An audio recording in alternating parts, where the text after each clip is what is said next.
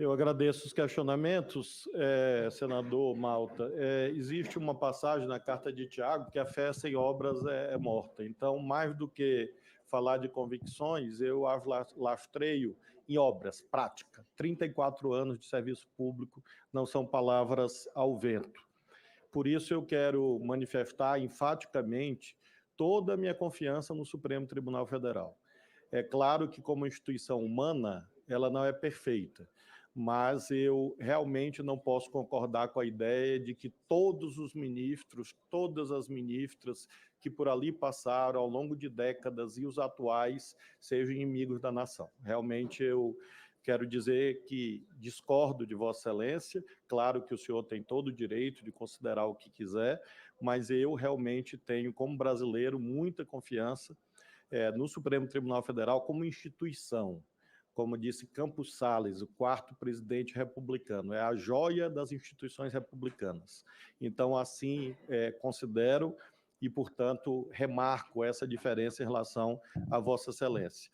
Sobre o ativismo judicial, em outro momento eu terei assim, o maior prazer de debater com o senhor, porque é um tema que remonta ao início do século XIX. A primeira decisão ativista da Suprema Corte dos Estados Unidos data de 1803, liderada por Chief Justice Marshall, num caso fundamental para a história do direito constitucional. Nós temos decisões ditas ativistas para todos os lados. O senhor sabe que no século XIX, a Suprema Corte dos Estados Unidos legitimou a escravidão. A Suprema Corte dos Estados Unidos, em 1896, consagrou a doutrina dos separados, porém iguais, que permitia a segregação racial em escolas. Isso era ativismo. Em 1905, o Estado de Nova York aprovou uma lei limitando a jornada de trabalho dos padeiros em 60 horas semanais. Essa lei foi declarada inválida pela Suprema Corte dos Estados Unidos porque violaria a liberdade de contratação. É uma decisão ativista. Então, não há decisões ativistas num só sentido. É um fenômeno realmente bastante antigo e que merece, sim, análise, até porque isso diz respeito ao elemento fundamental da lógica aristotélica que nós seguimos até hoje, do governo moderado, que veio, obviamente, desembocar no pensamento liberal de Montesquieu, Locke e outros que conformaram a teoria da tripartição funcional do Estado. Então, eu terei, assim, o mesmo prazer, porque discuto isso com meus alunos há 29 anos e considero que é um tema de alta importância. Em relação a convicções, na verdade, um juiz ele não pode sobrepor as suas convicções individuais em relação aos valores plasmados nas leis. Isso é um ditame básico que emana do nosso sistema jurídico. É claro que não é o juiz boca inanimada da lei de que falava Montesquieu, paradigma oitocentista pós-Revolução Francesa. Não, mas é claro que um juiz tem que controlar a sua subjetividade porque ele não pode ser um ditador. Então, evidentemente, eu considero que convicções pessoais, muitas vezes fiz isso na minha vida de magistrado, 12 anos de magistrado, em vários tribunais, várias cortes. Às vezes você faz o que os da área do direito sabem, que você ressalva o seu entendimento pessoal e diz, acompanho tal posição, ressalvando o meu entendimento pessoal. Então, eu afirmo ao senhor que assim fiz durante 12 anos e assim seguirei fazendo, assim como a política ensina. Quando uma lei é votada, nenhum relator impõe a sua vontade. Ele precisa consertar com C, é preciso articular. E por isso mesmo, às vezes, você cede em relação às suas convicções pessoais para aprovar a lei. Então, eu acho que esse é o sistema institucional certo. Sobre convicções, eu creio que o senhor continua lendo a Bíblia. Eu tenho 3 passagens muito importantes que eu vou apenas mencionar e pedir que o senhor leia. Êxodo 16, sobre o maná que cai do céu.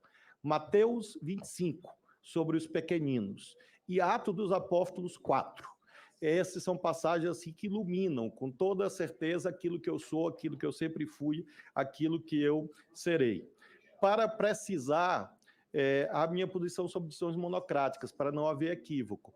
É claro que as decisões monocráticas fazem parte, sempre fizeram e sempre farão do sistema judicial brasileiro, claro. porque você tem um sem número de leis votadas no Congresso que autorizam decisões monocráticas. Eu me referi ao controle de constitucionalidade das leis, sendo mais preciso, a ADI, a DPF e a ADC. Processos de índole objetiva que fazem o controle de constitucionalidade das leis, e aí sim, repito o que eu disse, que decisões monocráticas nessa matéria são excepcionalíssimas, nessa matéria específica. Finalmente, sobre a questão da individualização da pena. Sim, claro, é impossível, à luz do artigo 59 do Código Penal, julgar sem que você examine os atributos que estão lá postos. E assim fiz na minha vida toda, e assim farei se merecer a honra de aprovação desse Senado. Em relação ao tema do aborto, minha posição é pública, bastante antiga e reiterada em sucessivas entrevistas. Eu, assim como Norberto Bobbio, tenho uma posição jurídica, no sentido de que o sistema jurídico, o sistema legal, pode ser debatido, talvez, no Congresso Nacional. Norberto Bobbio teve uma posição muito restritiva em relação ao direito ao aborto na Itália.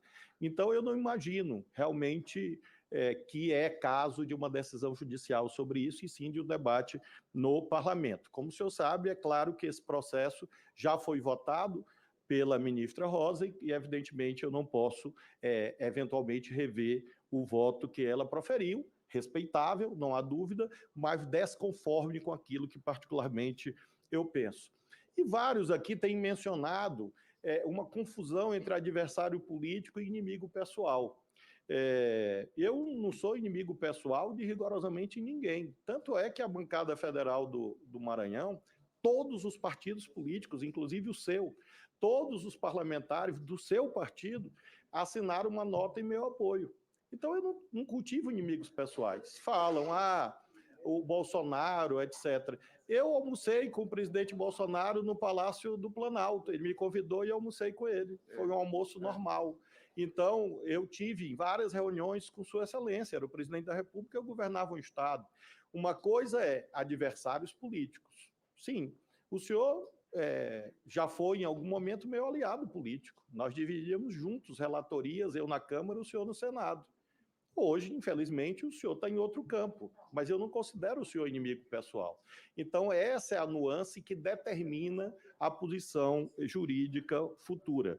E eu faço questão de sublinhar esses itens para deixar evidenciado que, se amanhã qualquer adversário político que eventualmente eu tenha tido em algum momento chegar lá por alguma razão, que eu espero que não chegue, evidentemente terá o tratamento que a lei prevê, afirma o senhor. Com a palavra, o senador Magno para a réplica.